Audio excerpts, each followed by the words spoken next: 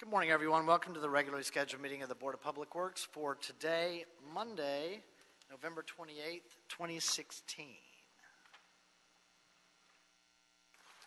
Commissioners Rivas, Repenning, James, Davis, and Jacinto are present. We have a quorum. May we have Bureau introductions, starting with Bureau of Street Services. Good morning, Tim Tyson, Bureau of Street Services. Good morning, Ruben Flamenco, Bureau of Street Lighting. Good morning, Barry Bergren with Bureau of Sanitation. Good morning, Alan Kawaguchi, Bureau of Engineering. Good morning, Chris Smith, Bureau of Contract Administration. Good morning, Ted Jordan, Public Works General Counsel. Raul Mendoza, Assistant Executive Officer. President James, we do have one or two cards under public comment. Speaker cards on items 1, 2, 3, 4, 5, 6, 7, 8, and 9. But we don't have any speaker cards under the Neighborhood Council commentary. Okay, then we'll close the Neighborhood Council category of commentary. Our first item of business, the approval of the meeting minutes from the meeting of Friday, November 4th, 2016. Is there a second to my motion to approve those meeting minutes? By Commissioners Davis and Repenning. Any objection? Without objection, we will approve those meeting minutes. Just a housekeeping item, agenda item number 8. It's been requested to continue item number 8 from Bureau of Sanitation and Bureau of Contract Administration to Wednesday's meeting. So Wednesday, November 30th, that's a 2-day continuance on agenda item number 8. Agenda item number 6, Bureau of Engineering, Contract Administration, Street Services, and the Office of Community Beautification. Policy, request for authority to implement a sidewalk repair program, recommending that the board authorize the Bureau of Engineering, Bureau of Contract Administration, and Bureau of Street Services to issue a certificate of sidewalk compliance for a lot once the sidewalk adjacent to the lot is deemed compliant with city standards and the Americans with Disabilities Act pursuant to Los Angeles Municipal Code LAMC section 62.104. That's transmittal number 1. Second, authorize the Bureau of Engineering, Bureau of Contract Administration, and Bureau of Street Services to issue a notice of noncompliance and order to repair when a sidewalk, driveway approach, curb return, or curb is in a condition that endangers a person or property passing thereon or violates ADA standards, and to specify the deadlines for commencing and completing the required work pursuant to LA Municipal Code section 62.104. 3, authorize the board to initiate a construction contract or the Bureau of Street Services to perform at the owner's expense the work required by the notice of noncompliance and order to repair if the owner fails to complete the work within the time specified pursuant to the Los Angeles Municipal Code section 62.104.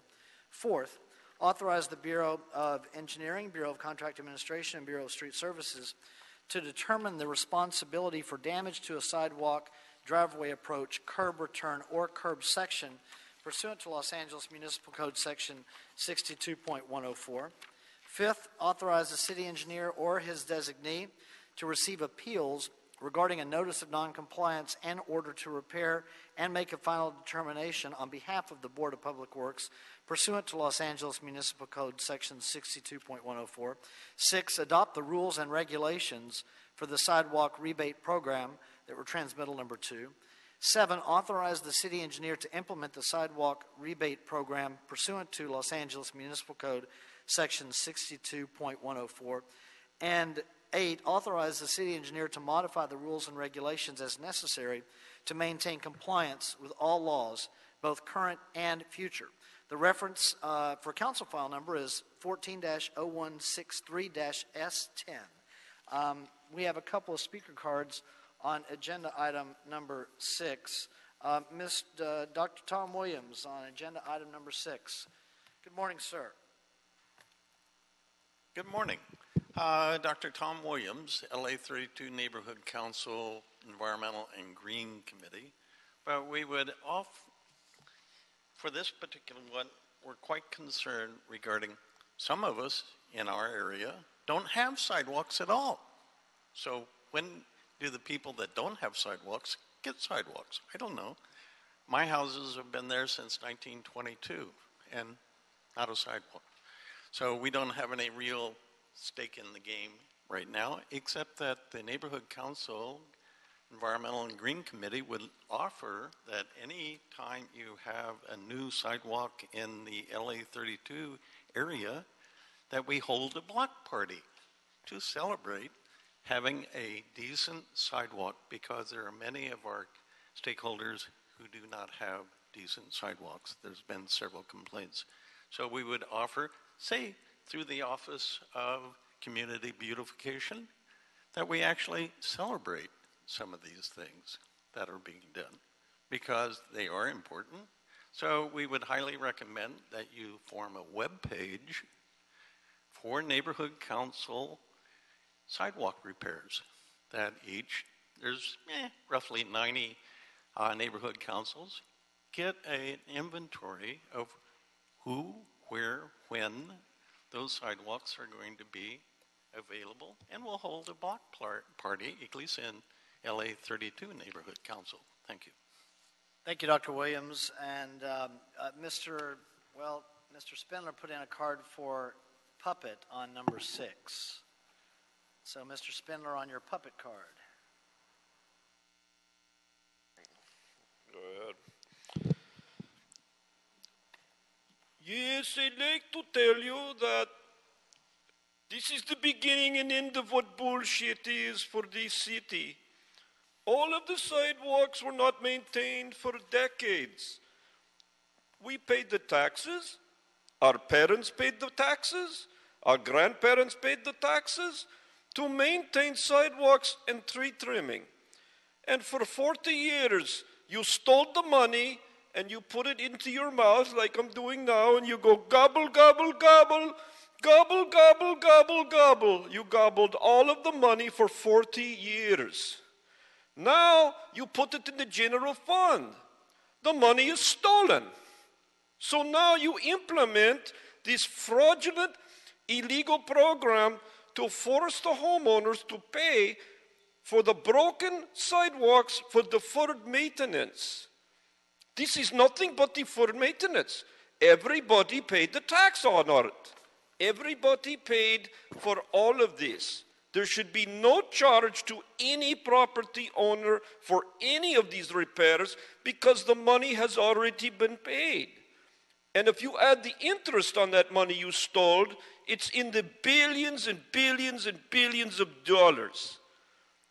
And you people are going to pass another tax without a vote by forcing people at gunpoint to fix a sidewalk they do not own, or face penalties by the Bureau of Street Services and the city inspectors. This has not been voted on. But do any of you give a shit? Raise your hands. Raise your hands if you give a shit about democracy. Raise your hands if you care that they stole $3.5 billion. Nobody cares. And that's why it's a puppet show. So let's celebrate the sidewalks. Na na na na na na. 2 minutes. Thank you, Mr. Spindler. Mr. Moore.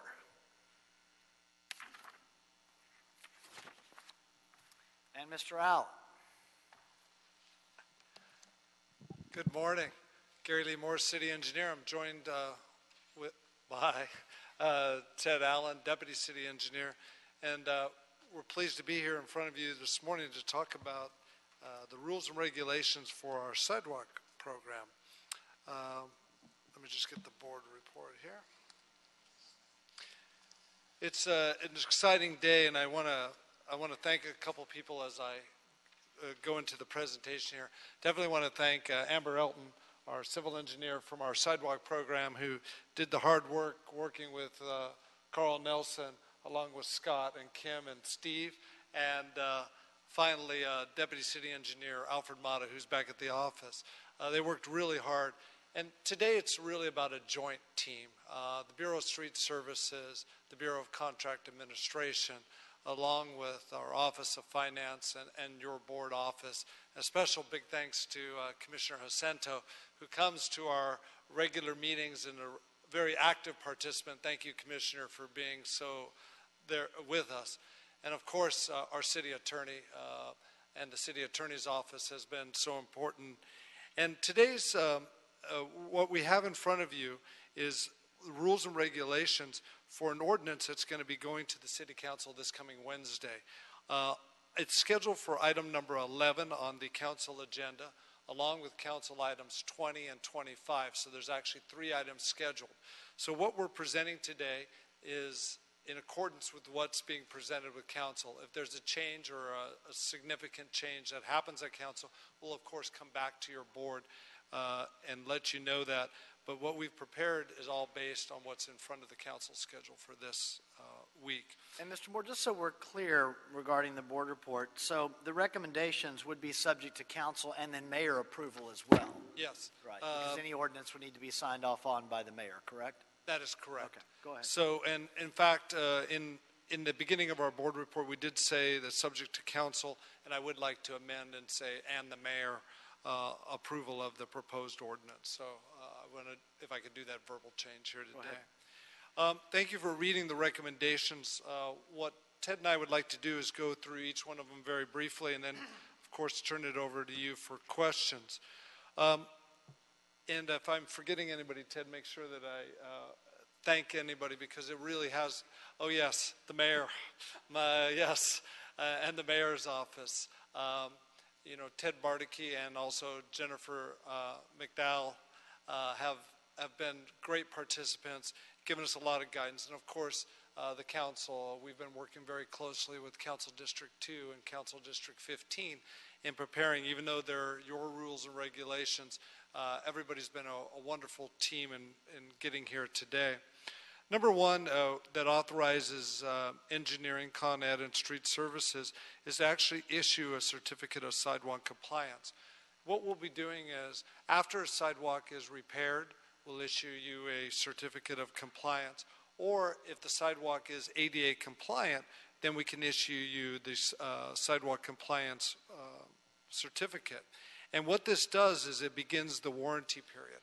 For residential properties, you'll have 20 years, and for commercial properties, you'll have 5 years. And during this warranty period, if we need to go out and make a repair, we would do one repair, and then after that, the warranty ends, and the responsibility is transferred to the property owner. So this is commonly, people have referred to this as the fix and release program. So that's really what now, this is the rules and regs that allows us to issue this certificate of sidewalk compliance. Recommendation number 2 is after we've turned over the sidewalk and the warranty is completed, if there is damage to the sidewalk, this allows us to cite the individual who caused that damage, whether it be the property owner or it could be a third-party utility company. So this allows us to go ahead and cite that owner. Recommendation number 3 is that if, when we cited the person, if they didn't make the repairs, recommendation number 3 then authorizes us or street services to perform this work. It's important to note, and the ordinance does contain in 62-104, is the ability to recover full cost on this. So I think that's very important. Recommendation number 4 is authorizes us to determine the person who's obligated for the damage. So in recommendation number 2, we determined there was damage. Number 3, if you didn't fix it, and this actually designates to the person. Finally, recommendation number 5, if there are appeals regarding any of the non-compliance or the orders to repair, this board has delegated this to the city engineer. And as we go forward in this process, we believe there will be changes, and this is our initial way of proposing to deal with the appeals. And now I'll turn it over to Ted to talk about our incentive/rebate program. Good morning. As Gary mentioned, the proposed ordinance going to council this Wednesday, which is transmittal number 1 to the board report, part of it authorizes the city to create an incentive program for sidewalks. We've proposed this. Just, Ted, so there's no confusion, Gary said incentive/rebate. We've heard some interchangeable terms for your purposes of describing what's going on. Those are it's the same program. They're not two separate programs, correct? Correct. It's incentive is a rebate is a type of incentive, and Sure. we're proposing to name the name of the program publicly, the Sidewalk Rebate Program. But in the code, the ordinance itself, it's called an incentive program. We see it as the same thing. It's just more understandable, I think, by the average person what a rebate is. Understood. Go There ahead. could be different types of incentives. Okay. Okay, so we attached to the board report transmittal number 2 is the proposed rules and regulations. I'm not going to read through all of them because it's a little over 3 pages, but I'm going to highlight some of the key ones. And of course, I'm happy to answer questions on any of them. So this would establish a cap of $2,000 for residential R5 zone and more restrictive. So generally R1 through R5 would have a $2,000 cap. Other lots, all other lots in the city would have a $4,000 cap for the rebate amount. The property owners would need to be the applicants for the rebate, so contractors would not be able to apply on behalf of property owners. Governmental property owners would not be eligible. They would need to fix the sidewalks on their own, so other governmental entities.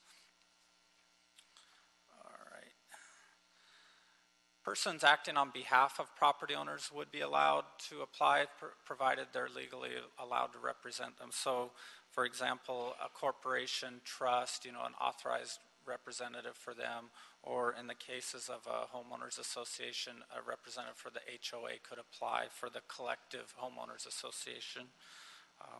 Businesses delinquent with city taxes would not be eligible, so they would need to bring their taxes current before they could apply and receive a rebate. Covered the maximum cap. Should tree removals be required? Any tree root pruning or removal requirements would be determined by urban forestry of the Bureau of Street Services, and compliance with those recommendations would be mandatory to participate in the program.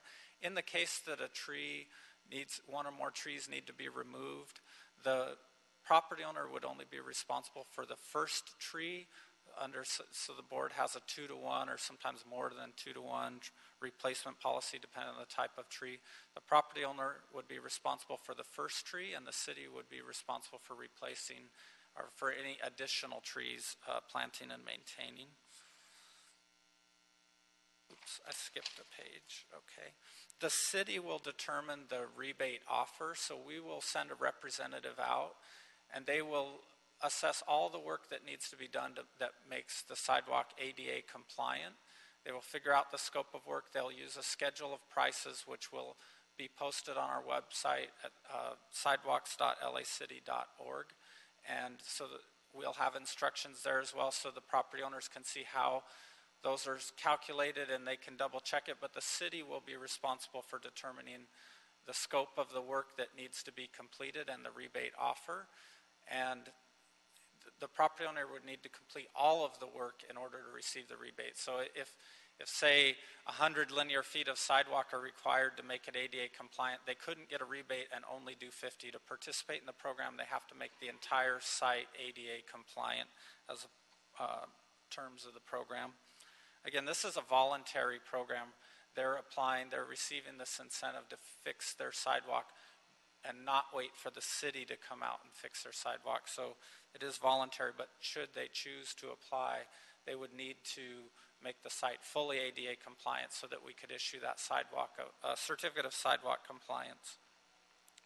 All construction would need to be completed by an appropriately licensed contractor. The license types are listed in the rules and regs. That's because there's a warranty period that starts in the city's warranty in this work, so we feel it's important to be done by a licensed contractor. And finally, which is actually, it's listed as recommendation number 8, and it's in the rules and regs, so we double covered it. But should we find any cases where these rules and regs conflict with city or other laws, it gives us the right to change the rules to be compliant with those laws. So if we inadvertently conflicted with the ordinance or something like that, it gives the city engineer the ability to adjust the rules to comply with the laws. Those were the ones I wanted to highlight, and I'll turn it over if you have any questions. Oh, sure. Just want to add, technology, and we're a big city. And on this, and working with the Bureau of Contract Administration on the rebate program, they're going to be the first ones to go out to the property and look at the property. We've worked with them, and in-house, ESIM has programmed a handheld application that they'll be using on their smartphones to actually put the data in that will feed back into the big database. And then it will notify if there's a tree involved. It will notify street services. They will then go out. At that point, it will then generate an offer to the property owner. So once again, this is all through, this will be through email and so forth. They'll be notified during the process of the rebate program.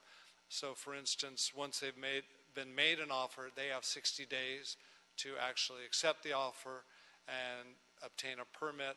And then they must start construction within 90 days after they obtain a permit. This permit is a no-fee A permit. And as part of this no-fee A permit, if they wanted to do some driveway work, which isn't part of the sidewalk, then they could do that as part of this no-fee A permit. There would be no charge. Normally, there is a charge for a permit to do your driveway. So we're allowing the residents and the businesses to take advantage if they want to do some additional work. And one other example would be is in order to bring it up, let's say in that it was a 50-foot frontage of their property and they only needed 25 feet to make their sidewalk ADA compliant. They could go, but they want to make the other 25 feet look nice and new.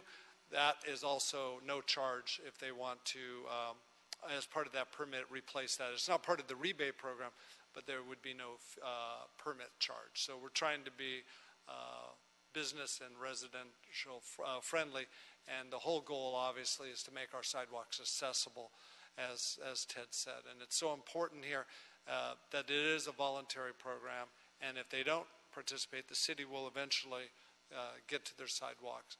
But this is a way that we look at getting, hopefully people will take advantage of it, and we want to increase the sidewalks improvement.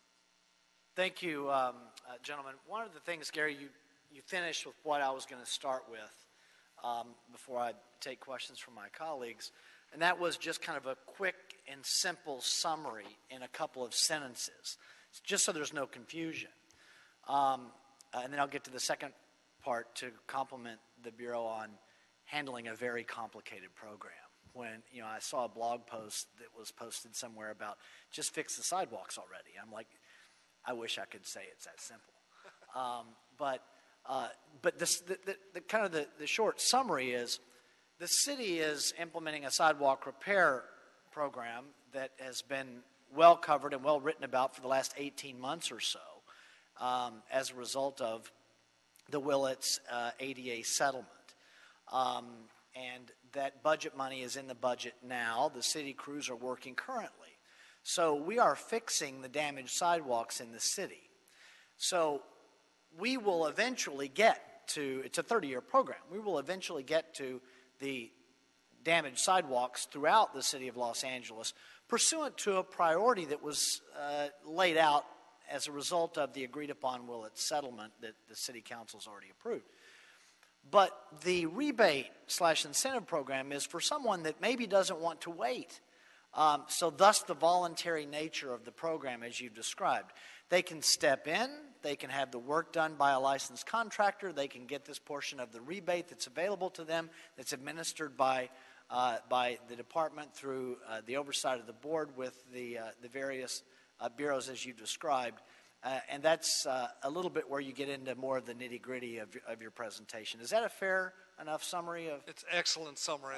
All right. So with that, I would like to, I just have one question. I may have others, but I want to go to my colleagues first. But I do want to say a big thank you for all of the hard work for, I don't know, 2 years, maybe longer now. We knew, even before the settlement, we knew that the sidewalk repair program was coming, and the amount of work and time and thought just that went into the rules and regs and the organization and the ordinance, Mr. Jordan, your work and the work of the Office of the City Attorney in putting together the ordinance and thinking about all of these very complicated scenarios that can develop when you're talking about the thousands of miles of sidewalks and the coordination and collaboration that has to happen for us to be able to repair them on a $1.4 billion 30-year program. And the excellence of the work really is reflected in the rules and regulations and the ordinance as kind of a Cliff Notes version of what has been years of planning and hard work and the leadership of the mayor in budgeting the funds that we need to get this done and having the vision to have really a city legacy program like this. So thank you to all of you and everyone that was involved. The one note I would have before we go to questions is the cost recovery aspect that is referenced in the ordinance. I think it's 62.104C4. The ordinance indicates that that's something that the board can do, but even though it's not necessarily in the recommendations, I just wanted to confirm that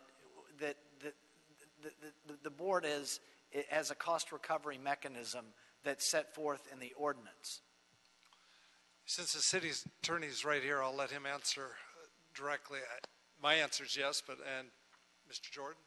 Yes, the ordinance specifically says if a property owner who has received a notice of noncompliance in order to repair fails to commence the work within the time that we set, or fails to complete the work within the time that we set, then the city can complete that work and recover all of its costs.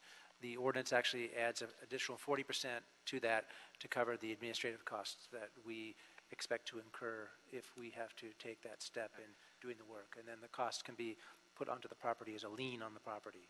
Okay, and the reason I wanted to highlight that really was not just because it wasn't necessarily in a recommendation, but I wanted the oral record to reflect it, at least as so that the oral record is clear that recommendation number 4 kind of encompasses it.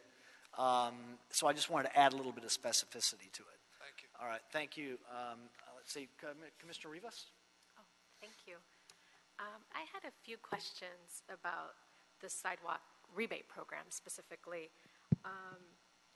For the property owner, would the property owner be required to use like the city approved contractors from our list that we recently developed? No, they just have to use a licensed contractor with the licenses that we've specified in the rules and regulations. They can use any licensed contractor. The reason why it's important for us to have a licensed contractor, because normally if you want to just fix your sidewalk, you don't have to use a licensed contractor. You just have to obtain an A permit. But in this program, since we're going to warranty as part of the rebate program, we're going to warranty 20 years for residential and 5 years for businesses. So that's why we're making the requirement to have a licensed contractor. Okay. And then can the property owner sign off like their rebate? You know, like sometimes that happens when replacing a lawn for like a native California garden. Is that something that can happen? In this program, because it is, we're going to be issuing a certificate of compliance, the Bureau of Contract Administration will actually come back on site after the work is done by the contractor, inspect the work to make sure it's in compliance, and at that point the certificate of compliance will be issued. So no, the answer is no, that a homeowner will not be able to sign off. Okay. It has to come from the Bureau of Contract Administration. I think she means assign the rebate payment to the contractors. Yes, I know that has happened, you know, maybe with DWP or maybe other utilities. Thanks for Ted and you clarifying. Okay. No, the answer is also no. It's always the property owner. Yeah, right? it can be, it needs to be assigned to who the property is assigned. So you can't have, we don't anticipate, the way we set up, you can't have like a third party come in and do the whole thing for you. No, it's got to be the property owner who would initiate the request going through sidewalks.lacity.org. There'll be a button there called rebate down at the bottom. There's going to be 4 buttons there that go live pending the council approval this week. And that's where they would apply. They would then correspond with the city through that mechanism. The rebate would be back to them. Okay, thank you. Sure, thanks. Thank you, Commissioner Rivas. Commissioner Penning. Hi, Gary, congratulations. I know this has been a lot of work getting to this point, a lot of cooks in the kitchen between the advocates who brought the lawsuit, the mayor's office, the board, the city council, a lot of different opinions about how we should be rolling this out, and you've done a great job listening to all the voices and keeping us moving ahead. Thank you. So with that, my main interest in the program, what I think is the biggest challenge is really how we're addressing trees. And I appreciate that, we've made the commitment as a city that when we're doing the work, we're going to ensure that second tree that is part of our board's replacement policy, the 2-to-1, which we codified recently, that is funded by the city. Can you tell me how it's going to work in the case of residents who are working through the rebate program? So if there was one tree to be removed in front of the property, the homeowner would have to install the tree that's specified by the Bureau of Street Services. It'd be a 24-inch, I believe, a 24-inch box tree that will have to go in as specified by the Bureau of Street Services. The second tree will then fall upon the responsibility of the city to plant at a different location. If a property did say have 2 trees and there was room that had to be removed, now let's go to a property that has 2 trees, then they would plant 2 trees on their property. The 2 additional trees would become the responsibility of the city to find a location and plant those trees. Great. So we are ensuring that second tree is going to be planted across the board. We've heard nothing. When we went to council this summer, we heard nothing to contradict what you just said, which is that they're supportive of the planting of the second tree. Okay. And one of the things that we're all going to hear as we move forward with the program is, have we pursued or looked at alternate technologies that can help keep trees in the ground as opposed to removing them?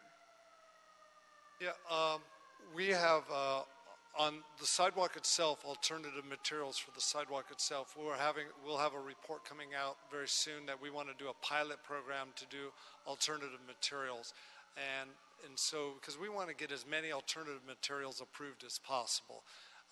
We are not married to concrete or pervious concrete. We're looking for as many alternatives as possible, and obviously.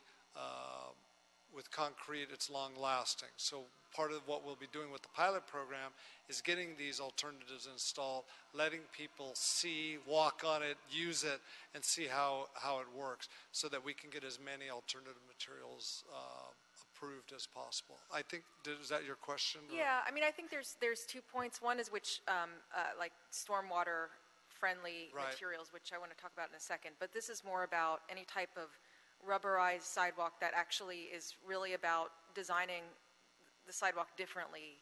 And I know that there are ADA challenges with that as well. So just that we're clear on what we've looked at and that we're being as aggressive as possible in our design to try to avoid having to remove trees.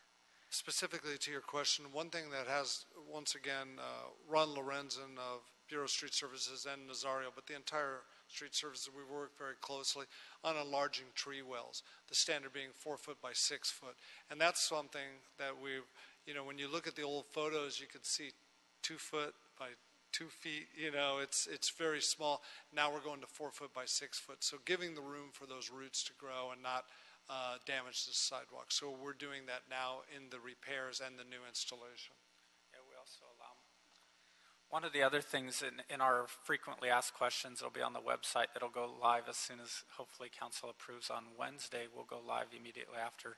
In the frequently asked questions, one of them is, what if I want to save my tree? Is there anything else I can do? Well, the one other thing they can do is to provide additional right-of-way or an easement to meander the sidewalk, so we would allow that. We're going to actually to Public Works Committee this afternoon to discuss a recommendation of maybe in the future authorizing a no-fee, authorize that to be done as a no-fee easement instead of it's a little over $3,000 right now for them to give that easement. So we're proposing to try to make it easier to do that in the future. So aside from the alternative materials that we're looking at, that's one other avenue. Okay, I think that's a great line of direction on this. The final question I had is about, we've, as you all know, because you deal with this every day, we have, water quality requirements in the city, and also a desire to augment our city's water supply. And so, we want to look at this program, and I know we've heard from advocates as well on the environmental side.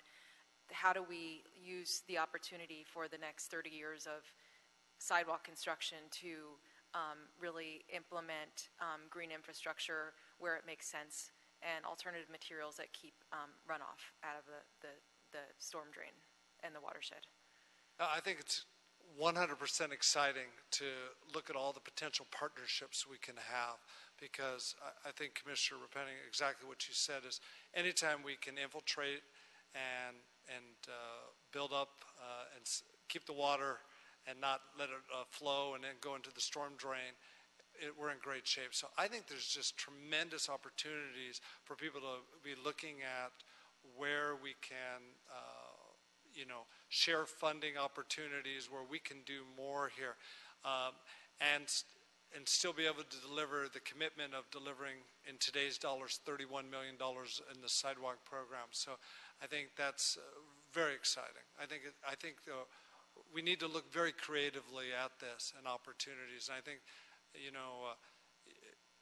will there be opportunities when we're out there to leverage the contractors and so forth, if there's additional funding to put in swales and so forth? Because as we all know, the mobilization to get out a contractor, set up the traffic control, is going to be there whether you were building a swale or if you were putting in new sidewalks. So I think there's some economies of cost that we could bring into this program in the sidewalk repair program.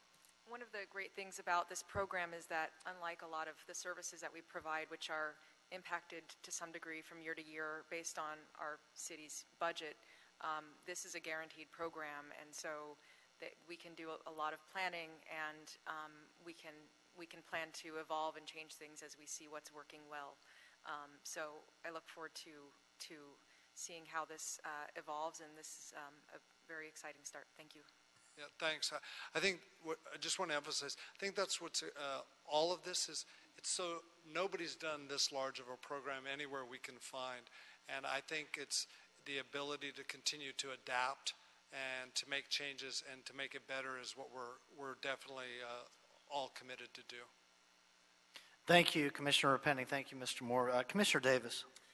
I think my earlier question has been answered. However, I'd just like to share with Gary and Ted my observations on this matter as a public policy.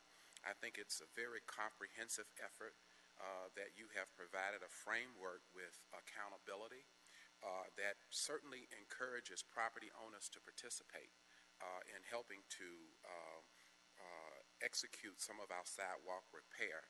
We have a very dynamic program when we look comprehensively overall, not only in terms of what we're doing here, but also in the fact of what we're going to provide on the other end for the work that the city is doing with those contractors. And I do like the fact that you are also recovering cost, and you are identifying and making, again, accountable those individuals who might unfortunately cause some damage. And so I think, again, that you have done an outstanding job as a matter of public policy and providing this information before us on how we can efficiently and also effectively manage this program. And I think that overall the council should be pleased with what you're presenting. Thank you, Commissioner Davis. Commissioner Jacinto. Thank you, President James, Gary, and Ted. Thank you so much for the presentation. I just wanted to take a moment to recognize the importance and the significance of this moment of the implementation, the operationalizing of our sidewalk repair program and the rebate program. Gary, I want to thank you for your leadership, sitting in those meetings on Monday mornings at 8, seeing 20 different departments around and corralling them, no, not corralling them, managing them well and facilitating the conversation, the back and forth. Your leadership has been exemplary, and I want to thank you for that, because to work interdepartmentally, and this really in support of our mayor's Back to Basics agenda of a livable, sustainable city, a safe city, a prosperous city, and a well-run government. That only happens when leaders and staff are able to collaborate and communicate effectively across departments. So I've seen that. I've greatly appreciated the opportunity. So I want to echo your thanks and acknowledgments of all the different Bureau staff. We have HDR in the House too. It's been helpful with us too in again, support of the Mayor's Office and Council and all the myriad of moving parts that this sidewalk program will, over the next generation, help this city to become better stewards of our public right-of-way, to better stewards of our urban canopy, our stormwater system, all those different systems that we have. So it's very significant. I just want, there be more questions, I think, as the program gets underway. And I would ask that you would come back often to report back, to share back, what are we experiencing, and maybe, this is on a quarterly basis, some very short interval, so we could tweak it. We're not sure if the city council is going to make any adjustments, or the mayor's office will be in support of them too, but I would love for if you can come back with the staff and to share with us the successes, any adjustments that we need to make moving forward too. So once again, thank you, Gary and Ted, and to all the bureaus of the Department of Public Works in our city for doing this important deed. Commissioners, if I could just mention one other department that I, sitting here thinking I forgot to mention, was the Department on Disability. Steve Simon, they've been such a big part of our team, and the whole access program that's part of the Sidewalk program. I just want to mention that. I know that's not part of our board report, but they are such a key partner in all this, and I'd be remiss if I didn't mention them this morning. Well, and that's a proper segue into Gary into kind of my final question. It was a question that was brought up by Dr. Williams, but working with the Department on Disability and your office and Street Services in Council District 12, there were a couple of issues regarding sidewalk continuity, regarding ADA compliance related to contiguous sidewalks that we were able to remedy in Council District 12 by adding a section near a school into the program. But Dr. Williams raised a question about what about some areas where there are no sidewalks? And where I live, we don't have sidewalks, but we also don't have, because of the nature of my neighborhood, we don't have the capacity for sidewalks in some of the hillside communities. But there are other communities in the city, some of them older, as Dr. Williams referenced, I think 1922, where there are no sidewalks. And recognizing that the money that's budgeted now is for sidewalk repair and ADA compliance. But for some communities that have the question about putting in new sidewalks, provided that the scope is there. Is there any thought on what we might do going forward there? One of the things that we're doing as part of this program is we're doing a GIS of all the sidewalks in Los Angeles.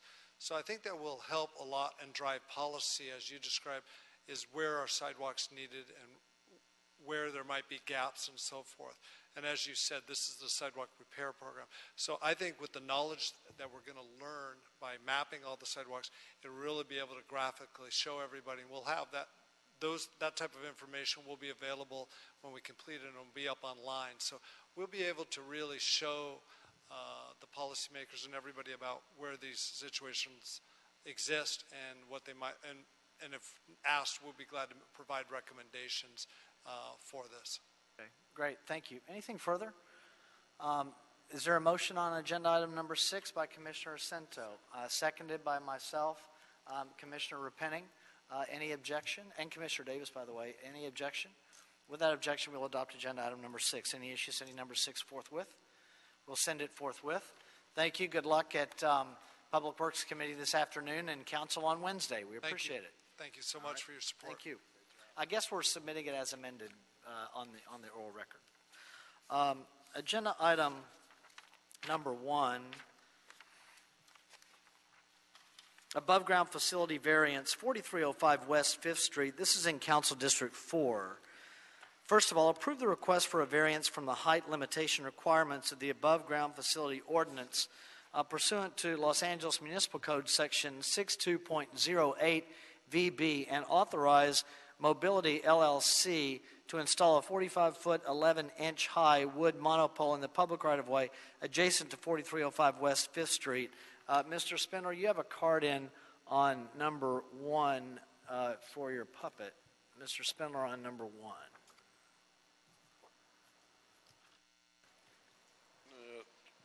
So again, stealing people's homes to replace them for a Willits settlement. Now, stealing the public right-of-way for private companies. It's got a name, fascism. Yes, we're living in a fascist city. So you get these private companies, LLC, limited liability corporation. That's not a government entity. And yet they can just come in the public right-of-way and just take in the name of mobile need, Wi-Fi need. And we as the people don't want all of this wireless shit in the public right-of-way. We want them to go and put it on private property and pay that private property owner lease payments. That's called constitutional law. That's called the right of the public right-of-way.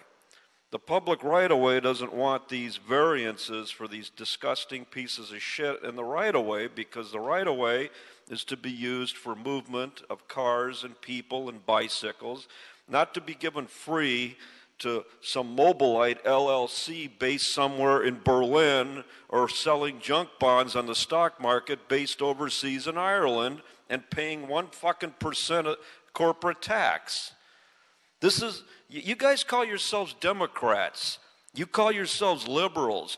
You go and you support Donald Trump not becoming president. You are Donald Trump. You're Donald Trump on steroids. And none of you wants to admit when you look in the mirror, you see Donald Trump, except you're worse than Donald Trump because Donald Trump admits what he is. You are Donald Trump and you deny the fact that you're Donald Trump. Disgusting, disgusting, disgusting. 2 minutes. Thank you, Mr. Spindler on number 1. Mr. Ledoux on number 1.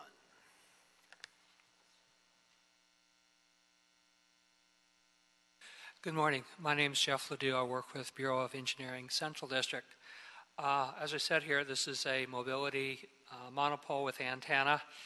It's close to 46 feet above ground level. It is in CD4 and they are remaining neutral on this application. I received no phone calls or emails, either pro or con on this, and I heard nothing from the neighborhood council. Anything back from any of the lettered notifications to the adjacent property owners? Any opposition? None whatsoever. Any questions regarding agenda item number 1? Commissioner Jacinto. Thank you, President James. Jeff, just for the record, can you please succinctly describe the above-ground facilities ordinance of which this board makes the decisions on the appeals, on the applications?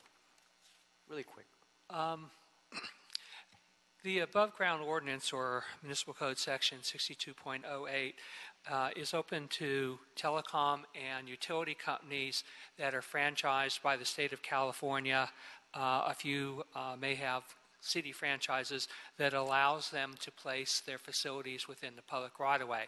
There are also various federal and state as well as LA Municipal Code requirements allowing these facilities to be placed there. All such companies that qualify need to apply for approval of the above-ground facilities as well as a U permit, which is an excavation permit because they're going to dig a hole or make trenches in the public right-of-way to place their facilities, and they must go through the permitting procedure in order to come out the other side with an approval to construct their facilities in the public right-of-way. Great, thank you, Ted. Jeff, I just wanted to ask you to summarize that really quick. Anything further on agenda item number 1? I'm sorry, Commissioner Davis. Sorry about that. I just simply wanted to ask, who's Whose district is, this is District 4. C4. And they've obviously not given you any feedback or response on No, this. they did not. What happens is when I do the board report, before I give it to my chain of command to audit and all, I do send an email to their planning deputy and ask them what position they want to take on this particular AGF U-permit application, and I did not hear back from them. Anything further, Commissioner Davis? That's it. Okay. Commissioner Rivas. I remember you mentioning that soon we'll be sending letters to the occupants in the buildings. And these, I noticed most of these are apartment buildings, right, instead of just the property owner. When does that go into effect? Say that last bit again. Oh, when does it go into effect? When will we start sending these notices to the occupants of the building? Yeah, I can speak to that. So in the revised version of the AGF ordinance that we've transmitted to the City Council, it will include that additional notification.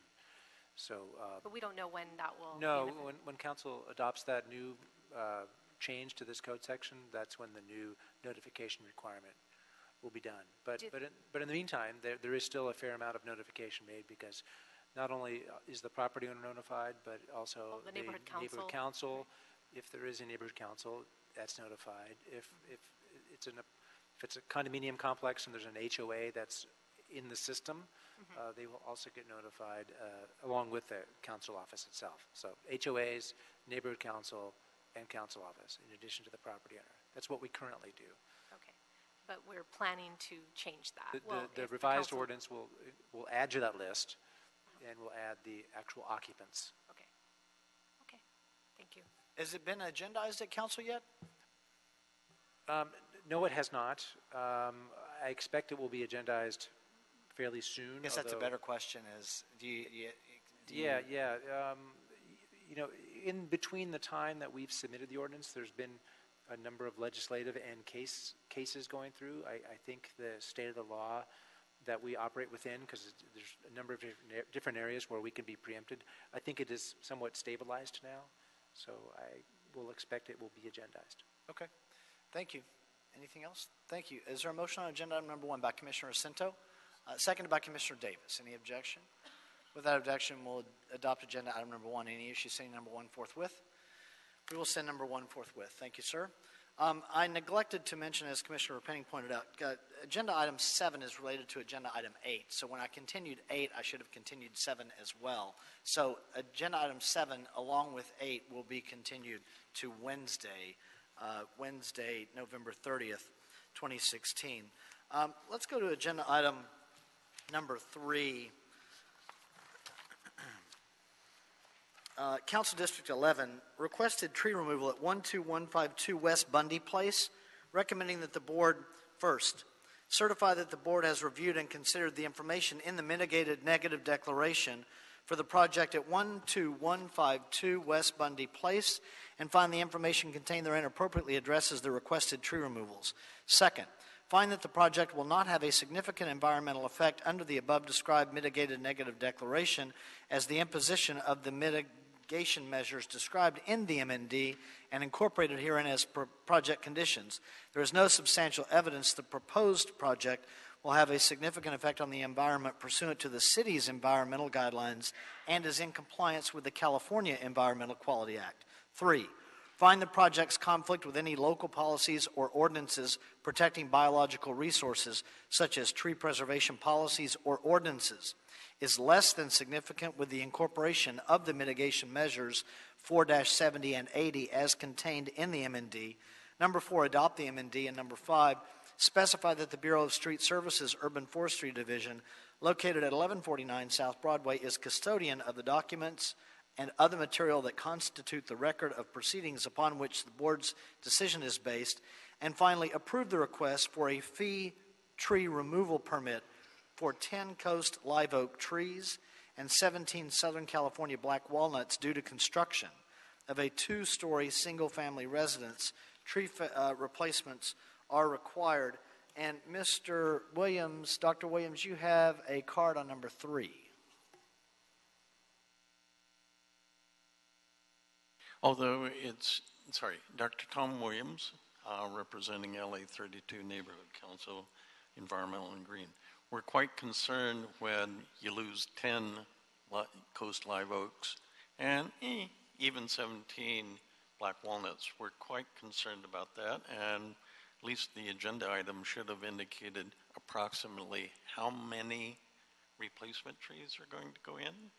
Is it 20 or 40, 34 or more? Just to provide a little bit more information, because some of our people didn't get a hold of the MND, and there was no citation as to what the MND number was. Thank you. Thank you, Dr. Williams, and we will answer those questions when Mr. Tyson comes up. Mr. Spindler, you have a card in on number 3 for your puppet. Why are we killing trees? Because of the developer. Developers.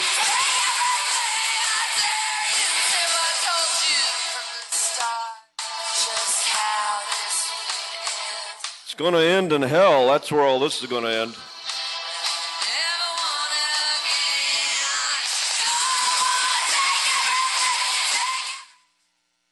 All of our trees.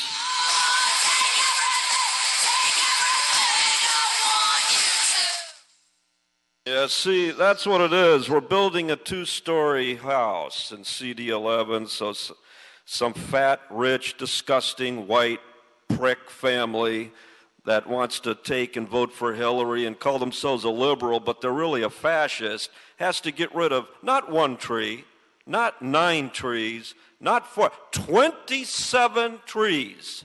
So some white, upper middle class, junk bond, 1% scumbag family in CD11 can have their McMansion. I am so fucking tired of this. I am so tired of this. And nobody can stop it. It's a train wreck. Nobody can stop it. You don't have the FBI. You don't have the Department of Justice. You got nothing. You got nothing but Danny Bakewell and fake press conferences and false arrests and blackmail and extortion and death threats. That's what you have. And someday, the tide's going to turn. You mark my words. And they're going to take you people, they're going to imprison you people in fucking camps for this shit. Okay? So this guy's telling you in a nice way, you're fucking full of fucking shit when you take 27 public trees so some scumbag can build in a McMansion, and I'm fucking tired of it. Thank you, Mr. Spindler. On number 3, Mr. Tyson. Is this a private property development, Mr. Tyson? Yes, it is, Go Commissioner. ahead, sir.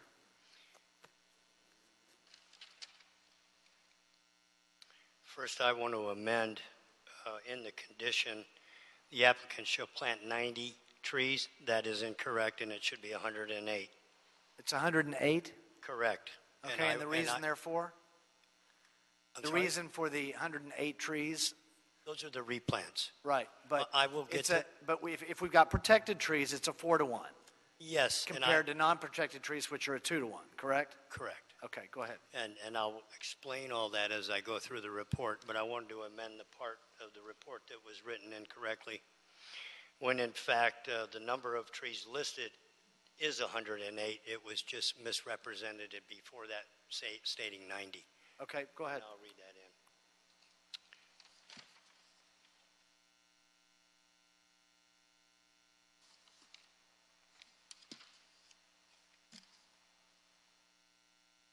Mr. Amin's representative for the property owner contacted the Bureau regarding the proposed construction of a single-family residence at 12152 North Bundy Place. The property is approximately 25,775 square feet located on an upsloped vacant lot with moderate to steep topography in the community of Brentwood Palisades. The proposed project is a large single-family 2-story home with a basement and a guest living quarters. The proposed project anticipates the removal of trees protected by the Los Angeles Municipal Code Section 46.00, protected trees. In response to Mr. Amen's inquiry, he was directed to obtain the services of Los Angeles Municipal Code defined tree expert to evaluate the project with the impacts to the trees and how many would be impacted and what would be the situation. Mr. Amen required the services of registered consulting arborist Carrie Norman to provide an assessment. Mr. Norman inspected property and found 80 protected trees on the subject property comprising of 47 coast live oak trees and 33 Southern California black walnut trees. 27 of the protected trees are located within the footprint of the new residence and will be directly impacted by the project's construction. The proposed trees for removals are 10 coast live oaks. Trees numbered 7, 25, 33, 48 through 52, trees 54 and 55. Also, there are 17 Southern California black walnut trees, numbered 6, 27, 28, 29, 30, 31, 32, 34, 35, 38, 39, 40, 41, 53, 78, 79, and 80. The coast live oak trees measure 8 to 10 inches in diameter by 8 to 35 feet in height. The 17 Southern California black walnut trees measure approximately 4 to 6 inches in diameter by 15 to 30 feet in height. The 27 protected trees are growing within the footprint of the building and are proposed for removal per the protected tree report. All trees are in fair to poor health, and there are 2 dead California black walnut trees, number 36 and number 37. The Bureau of Street Services reviewed the report and agrees with Mr. Norman's assessment. A Bureau arborist inspected the location on July 22, 2016, and found the trees and property condition are as stated in the protected tree report. The Bureau agrees reasonable development of the property requires the removal of 27 protected trees as noted in the protected schedule in the tree report. The Department of City Planning prepared mitigated negative declaration case number environmental 2016-1499 mitigated negative declaration for the project, finding the project will have less than significant environmental impact with the incorporated mitigation measures IV 70 and 80 as identified in the mitigated negative declaration. Debbie Diner Harris, District Director of the 11th Council District, and the Community Forest Advisory Committee were informed of the tree removal request on July 25, 2016, and as of this date, we have had no objections to the tree removals. Upon issuance of the protected tree removal permit, if granted, the Bureau shall be notified a minimum of 10 days prior to the day the protected trees removal shall occur. The applicant's tree expert shall be on site the day of the trees removal to ensure the proper trees are removed. A Bureau arborist will arrange an on-site meeting with the applicant or their tree expert the day following the protected tree removal. The applicant, in conjunction with the project's landscape architect or tree expert, shall be responsible to ensure the tree removal permits, tree replacement conditions are in compliance. Replacement tree planting shall follow the landscape plan to the fullest extent possible. The Bureau shall be notified no later than 5 days after the completion of the tree replacements. A Bureau arborist will make arrangements to visit the site and approve the tree replacements as being in compliance with the permit conditions within 5 working days of the notification of planting.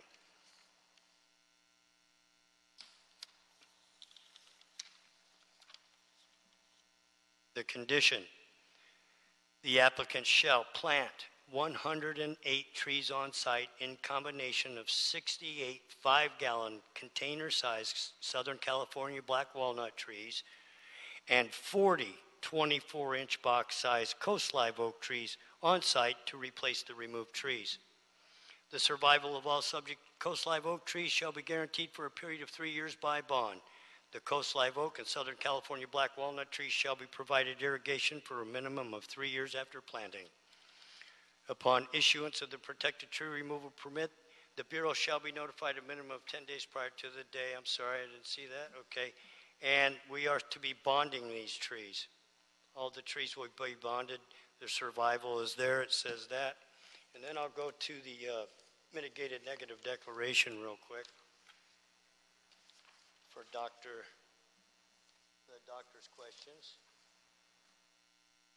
In the project description, The mitigated negative declaration done by city planning proposed development involves the construction of a two-story single-family home with a basement and guest quarters on a 1.28 acres of land.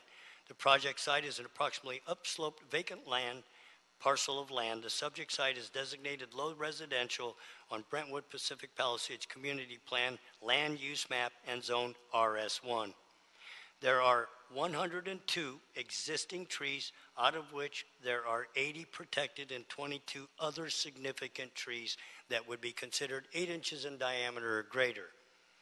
Proposed grading and development will result in the removal of 29 protected trees and 3 significant trees, thus stating in the mitigated negative declaration, the trees that were listed in the protected tree report have been reviewed and listed in the mitigated negative declarations review. Now, when we go to the sorry, give me a second.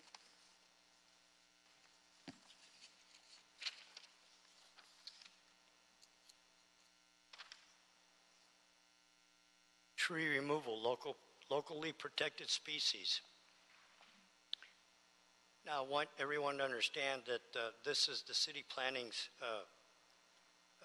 mandate for what needed to be done, and then Urban Forestry Division of the Bureau of Street Services has the final say on what will be done, and it's 4-1. A minimum of 2 trees of 48-inch box size, if available, shall be planted for each protected tree that is removed. The canopy of the replacement trees at the time they are planted shall be in proportion to the canopies of the protected trees removed and shall be to the satisfaction of the Urban Forestry Division. Now, with that said, 48-inch box-sized trees are very, very large. Where the trees have to be planted is a steep slope around where the home will be built, and that area where the home will be built has to be graded, thus requiring the trees to be removed. That's how they're in the footprint of the home. And up on the hillside that goes around, let's remember, there are still going to be 51 protected trees still on the property and 19 other significant trees on the property, totaling 70 trees that will remain. And now they're going to plant 108 more. So they're going to have a significant woodland once all the trees are planted to replace the removed trees. And the trees that will be planted will be in better shape and condition because they will have been raised in a nursery and they will be single-stemmed, good stock. Most of the trees, if you look in the protected tree report, as stated, are in fair to poor condition due to the fact that no one's ever taken care of them and they grew wild in the woodland. That's how they grow. So with that, the Bureau of Street Services is recommending that the board approve the request for the tree removals for the reasonable development of this property. And any questions, colleagues, on agenda item number 3? Thank you, Tim. I think the report was pretty thorough. I don't have any questions either. I'll make a motion that we adopt agenda item number 3. Is there a second? By Commissioner Repenning and Commissioner Davis. Any objection? Without objection, we'll adopt agenda item number 3. Any issues sending number 3 forthwith? We'll send number 3 forthwith. Thank you, sir. Thank you. Agenda item number 2, Council District 11, Capital Improvement Project, Hyperion Water Reclamation Plant, Aerated Grit Basin. Authorize the city engineer to use the construction services contract and to issue task work orders to the contractor Murray Plumbing and Heating Corporation for an amount not to exceed $500,000 for the Hyperion Water Reclamation Plant Aerated Grit Basin numbers 5 and 6 grit removal. On number 2, Mr. Spindler, you have a card in for your puppet.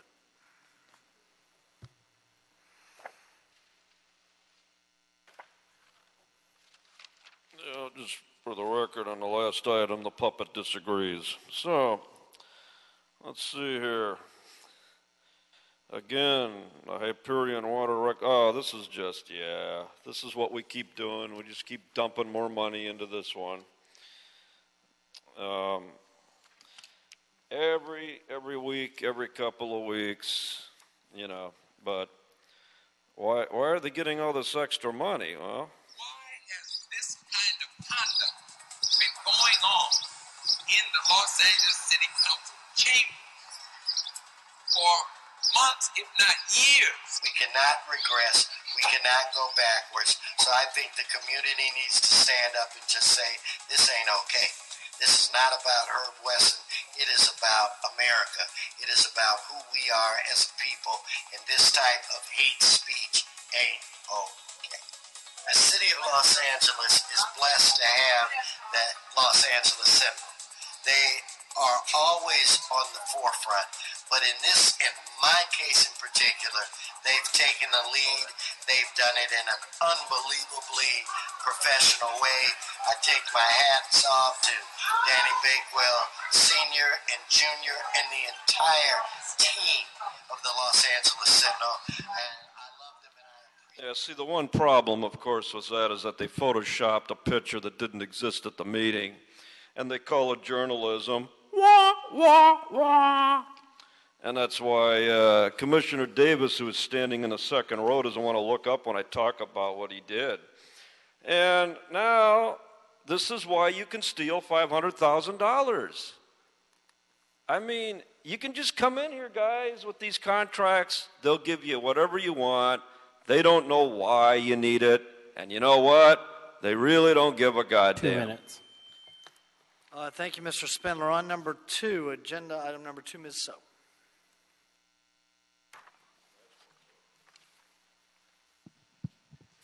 Good morning. Amy So from the Bureau of Engineering's Environmental Engineering Division. We're following up with a formal report to the board for the Hyperion Water Reclamation Plant aerated grit basin numbers 5 and 6 grit removal. The request was for authorization to utilize the Cisco contract. Cisco stands for Construction Services Contract, and it is a specialty contracting mechanism utilized by the Bureau of Engineering for small, urgently needed projects related to wastewater, environmental issues, and pollution control. The contract has a cost ceiling of $12 million and a maximum duration of 3 years. The contractor is competitively selected, and the current Cisco 9 contractor is Murray Plumbing and Heating Corporation. The scope of this project is for grit removal at aerated grit basin numbers 5 and 6 for a not-to-exceed cost of $500,000.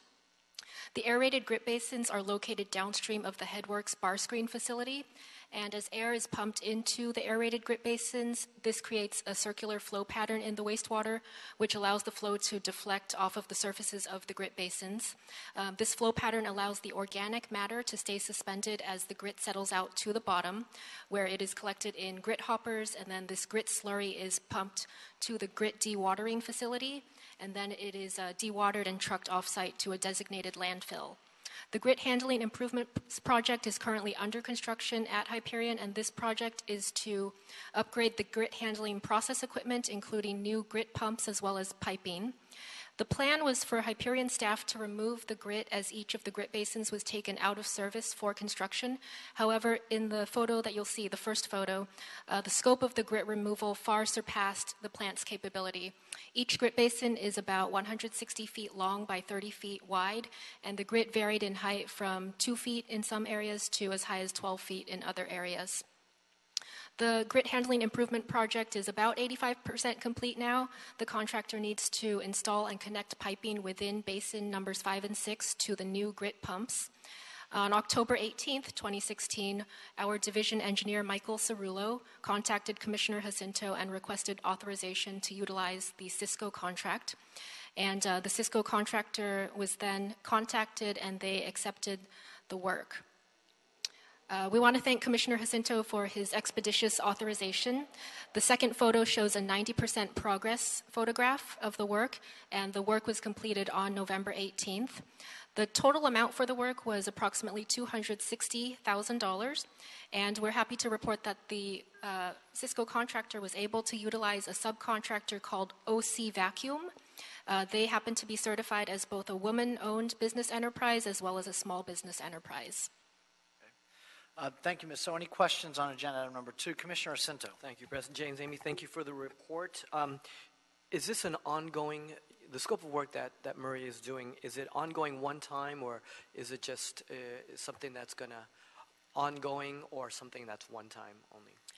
This work is one-time work. Yeah, there are a total of 6 basins at the aerated grit basin facility, and these are the last 2 basins that need to be cleaned out. After the improvements are put in place, we don't anticipate that we'll have this much accumulation. There may be some accumulation in the very small corners of the grit basins, but the big problem should not be occurring. Thank you. Any further questions on agenda item number 2? Commissioner Sindes made a motion that we adopt agenda item number 2. Seconded by Commissioner Rivas. Any objection? Without objection, we will adopt agenda item number 2. Any issue sending number 2 forthwith? Okay, we can send number 2 forthwith.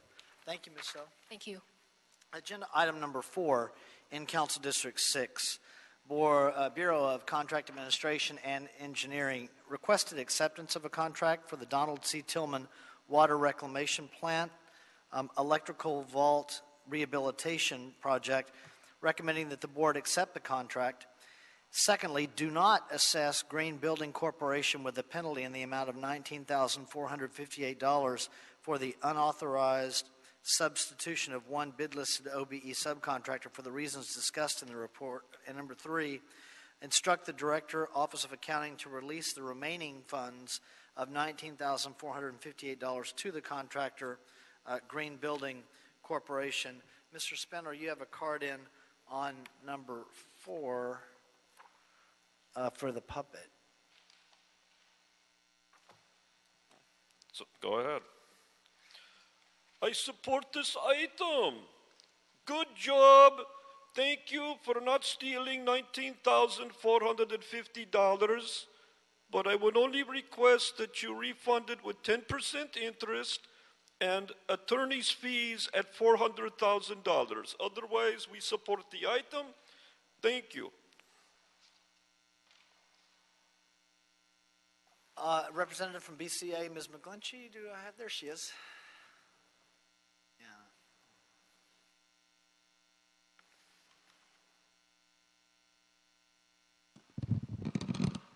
Good morning, Linda McGlinchey, Bureau of Contract Administration, Office of Contract Compliance.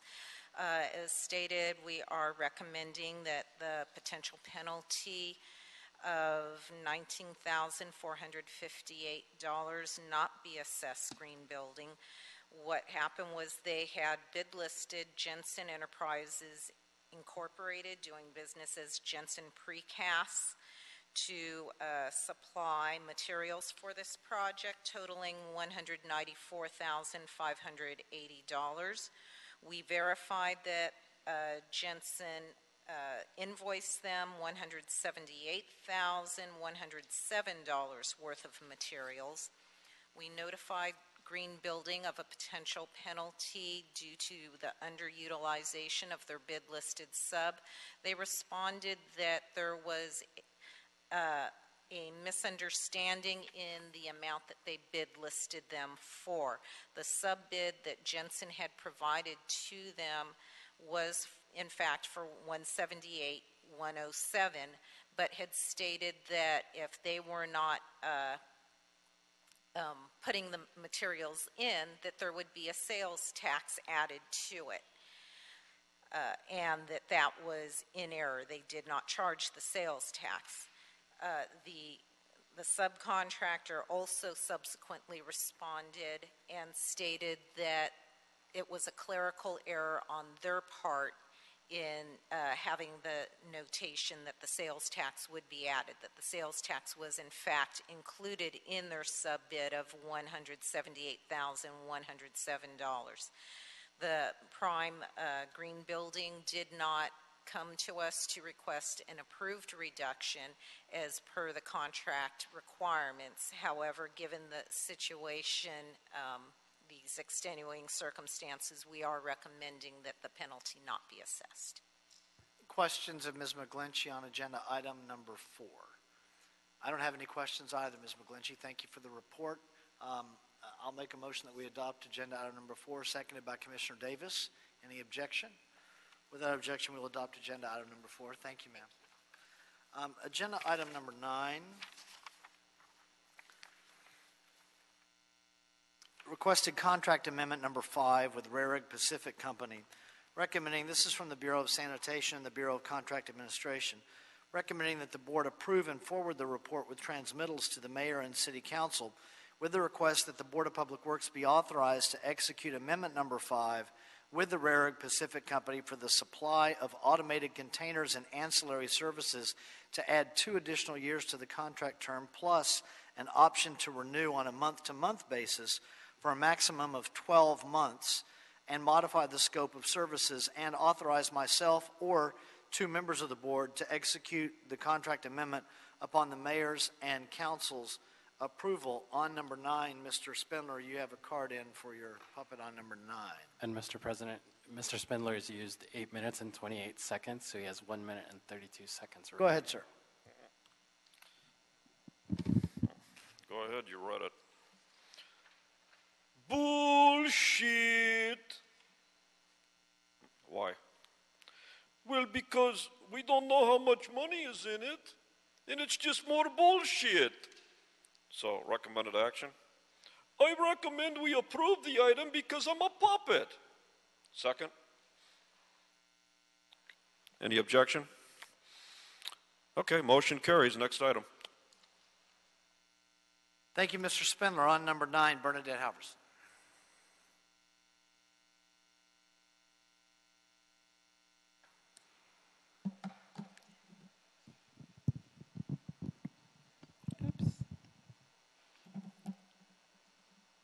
Good morning, President James, Commissioners, City Attorney, Executive Officer, and Bureau Representatives.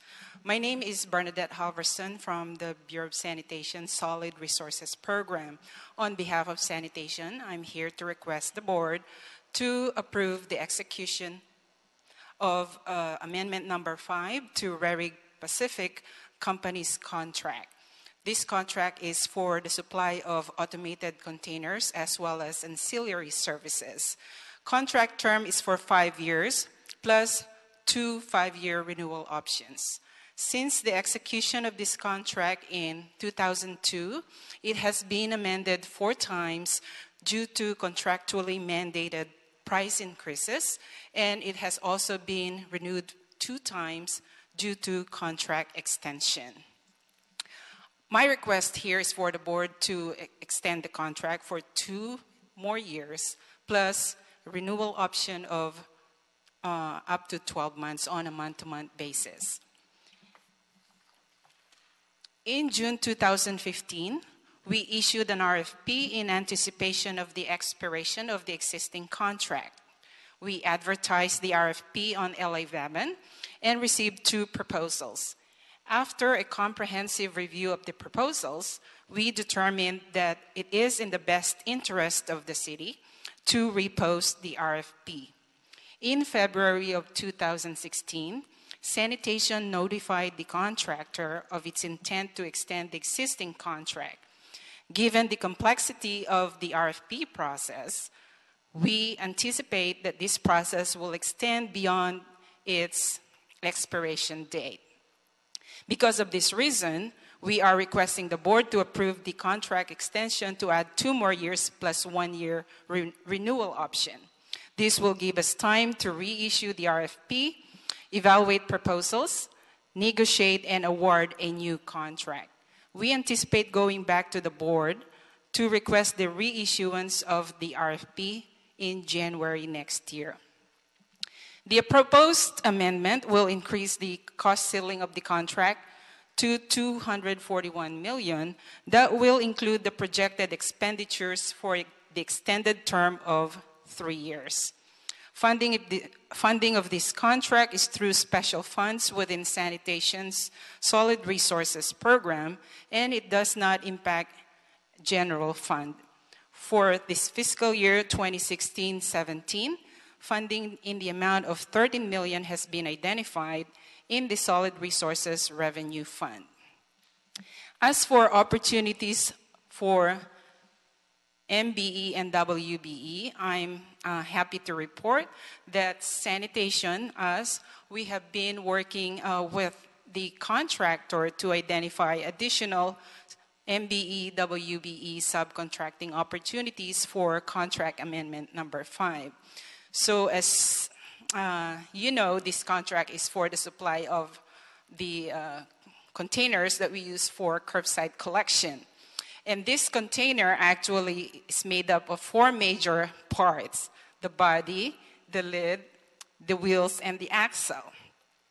The body and the lid are manufactured by Rerig, which is the container manufacturer. The wheels are manufactured by Polyplex, which is an OBE firm. The axle is manufactured by Midwest Fabricating Company, which is currently an OBE with pending WBE certification. In addition to those subcontractors, there's also additional subcontracting opportunity in terms of tracking this container from the plant, the manufacturing plant, to the city warehouse. We have current OBE trucking firms with minority business MBE certification pending.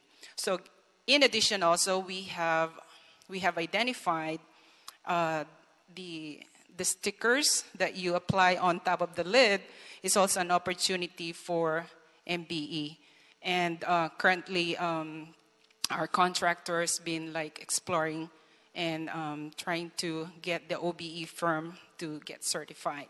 So given all these opportunities, we anticipate that our current participation levels for the contract amendment number 5 to increase.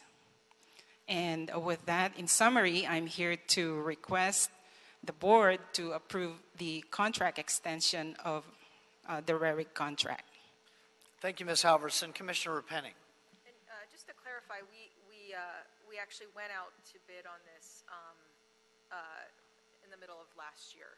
Yes, ma'am. And the proposals received were not competitive enough. Yes, ma'am. Warrant us entering into negotiations for a new contract. Yes, ma'am. Yeah, in June 2015, we issued the RFP and only 2 proposals were submitted. So we did a thorough evaluation of those 2 proposals, and we determined that it is in the best interest of the city to just redistribute and reissue the RFP. And what are your thoughts on when we do redistribute next year, getting a more competitive set of proposals? That is our intent, is to increase participation from the other proposers and get more proposals, more than just 2. Okay, thank you. Thank you, Commissioner Penny. Commissioner Davis? What is the projected timeline for the future bid that we will go out with on this project? I understand today you're asking for an extension for 2 years. So obviously within the 2-year period, we hope to have completed implementing the process for the search for the potential vendor in the future. Is that pretty accurate? Within the 2-year period, we will pursue the additional company that hopefully will take over in 2 years? Or yeah, our timeline is that by January 2017, we will come back here at board to ask the authority to reissue the RFP. And within a month, we will probably get the proposals and then review them, evaluate them, and then negotiate and then award. So we anticipate this whole process to happen in 2 years. I see. And in terms of those that we did receive, they were too high, those bids of the other 2 that came as a result of the Bavin ask. The bids that they submitted to us were too high. Was that what happened? Actually, they failed in the BIP process. I see. Yes. I got you. Thank you. Thank you, Commissioner Davis. Mr. Jordan, on these contracts, assuming the RFP process happens to go along faster than Ms. Halverson describes, there's a termination clause, a standard termination clause in our city contracts that would enable us to move into the new provider sooner rather than later. Is that correct? Well, I've not reviewed the draft amendment here, but perhaps the Bureau can speak to that. That would be a standard term, though, in our contracts to have a termination for convenience. Any reason to doubt that, Ms. Halverson? I believe there is a clause, is a standard clause, a determination for convenience. I really wasn't. It wasn't more of a question as much as it was a statement that we have standard termination clauses in these contracts. Yeah, and I point out the renewal is for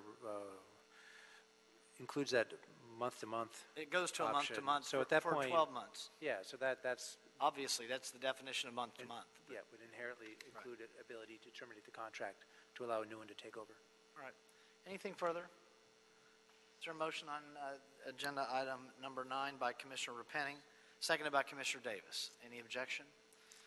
Without objection, we'll adopt agenda item number 9. Any issues, sending it forthwith? We'll send number 9 forthwith. Thank you, ma'am. Thank you, sir.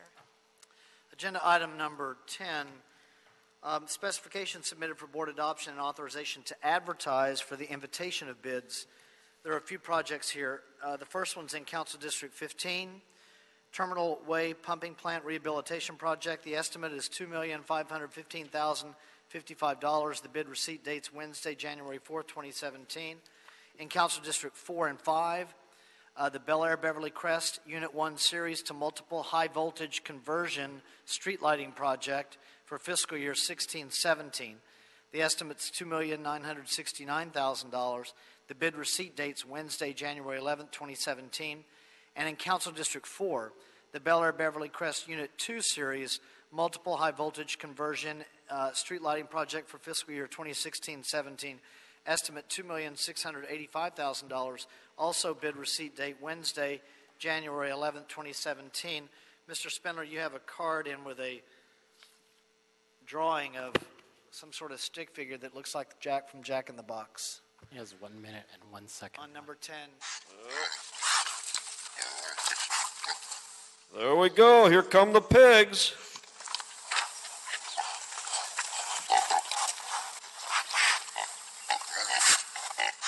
Greedy little pigs. Here they come.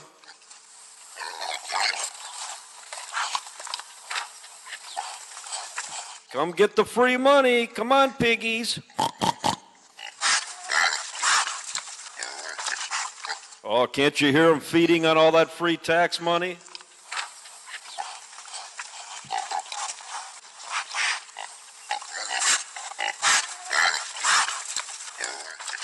Okay, well, we got a bid on the CD4 Bel Air.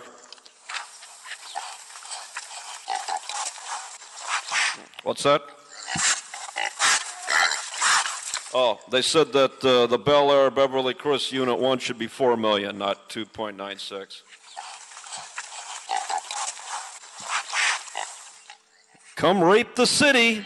Time. It's all yours. Thank you, Mr. Spindler. Is there a second to my motion that we adopt agenda item number 10 and send it forthwith by Commissioners Rivas and Davis? Any objection? Without objection, we will do so on number 10, that administrative item. We have number 5 left. On agenda item number 5, Council District 10, Bureaus of Engineering and Sanitation, Capital Improvement Project, Collection Systems, Genesee Carbon Scrubber Procurement, recommending that the board authorize the city engineer to sole source Afris Industries odor control system and to use construction services contract, the Cisco contract, to issue a task work order for an amount not to exceed $754,000 for the procurement of Afris Industries odor control systems. Crystal Lee on agenda item number 5. Mr. Spindler had a card on number 5, but his time's expired until public comment. So go ahead, ma'am.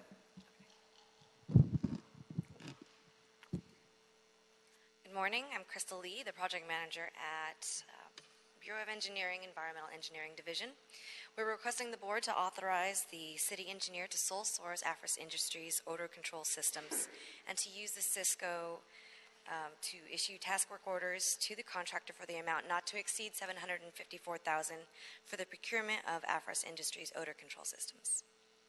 The existing Genesee carbon scrubber facility draws and treats foul air from the La Cienega and San Fernando Valley areas sewer relief, and the existing equipment has reached its useful service life. LA Sanitation has done thorough research to search vendors, and we've conducted a pilot study, a small-scale pilot study at the Hyperion Water Reclamation Plant, and we've used patented technology that has shown results of prolonged life of the carbon change-out time and a lower rate of carbon saturation and increased time for foul gas to break through. This has also resulted in an operation and maintenance cost savings, and we expect that when we install this current project as a full scale, that it will also show similar cost-saving results at a full-size savings relevancy. LA Sanitation is currently seeking to replace its existing carbon scrubber facilities at 8 locations, this being one of them, and the scrubber system upsized to provide the adequate relief to the sewer ventilation, which is a little larger than the existing equipment as it stands today. Once it's procured and installed, LA Sanitation will do some data collection and report back the results to the board, and then recommendations based on those results, whether or not to proceed with this same sole source company technology for the other 7 locations. For Cisco, the justification to use this for this contract is that it'll allow the delivery of the project more expedited than the typical bid and award, because this award of this project would obviously result in the rest of the other 7 either being installed with or without this technology, and we would like this one to precede those other 7 location recommendations. That's all I have. Thank you, Ms. Lee. So you got patented technology here, number 1. Yes. And number 2, just to clarify for the oral record, the amount of money of savings that the Bureau reports is $512,000, so north of $500,000 over 10 years? Correct. Okay. Thank you, ma'am. Anybody else? Is there a motion on agenda? Commissioner Santos made a motion on agenda item number 5, seconded by Commissioner Davis. Any objection? Without objection, we'll adopt agenda item number 5. Any issues sending it forthwith? We'll send number 5 forthwith. Thank you, ma'am. Mr. Executive Officer, we are clear with the exception of general public comment? Correct. Okay. Dr. Williams on general public comment, sir.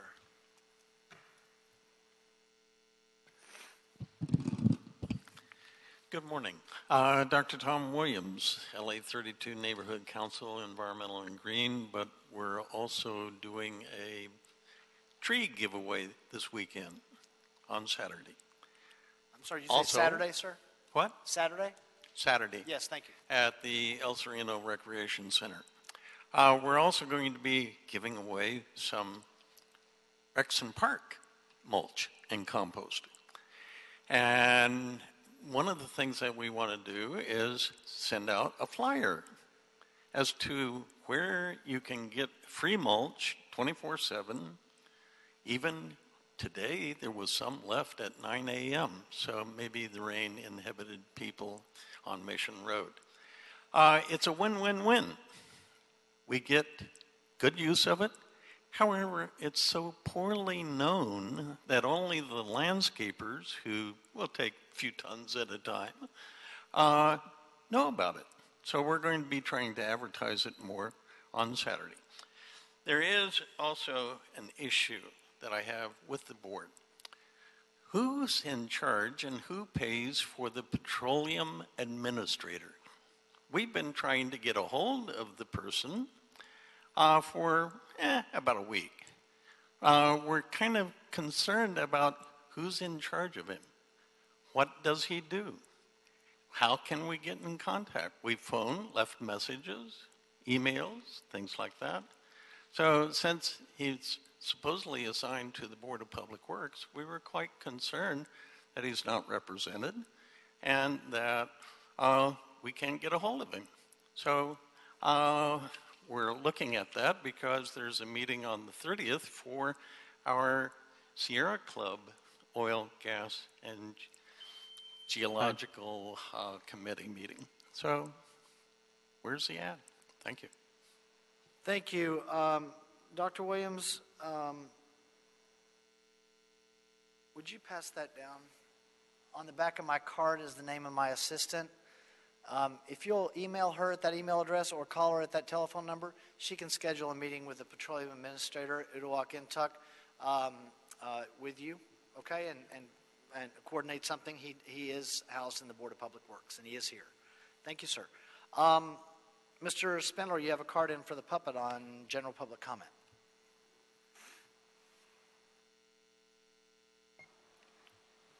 So very good news. The federal court has extended my lawsuit for 60 days. It's back on and it's active. Now, one of the reasons why we have local politicians that play game with press conferences like this is that of only free speech.